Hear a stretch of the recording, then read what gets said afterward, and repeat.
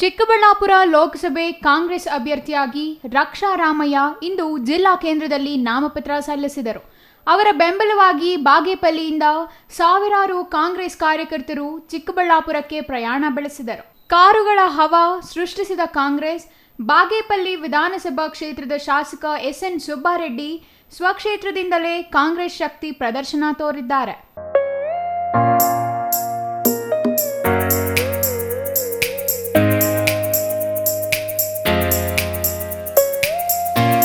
ಈ ಸಂದರ್ಭದಲ್ಲಿ ಬ್ಲಾಕ್ ಕಾಂಗ್ರೆಸ್ ಅಧ್ಯಕ್ಷ ಎಚ್.ಎಸ್. ನರೇಂದ್ರ, ಮುಖಂಡರಾದ ಬೂರಗಮಡುಗ ನರಸಿಂಹಪ್ಪ, ಎ.ವಿ. ಪೂಜಪ್ಪ, ಮಲ್ಲಿಕಾರ್ಜುನ್ ರೆಡ್ಡಿ, ಬಾಬು ರೆಡ್ಡಿ, ಚಂದ್ರಶೇಖರ್ ರೆಡ್ಡಿ, ಸುಧಾಕರ್ ರೆಡ್ಡಿ, ಬಾಬು ಸೇರಿದಂತೆ ಅನೇಕ ಕಾಂಗ್ರೆಸ್ ಮುಖಂಡರು, ಸಾವಿರಾರು ಕಾರ್ಯಕರ್ತರು ಹಾಜರಿದ್ದರು.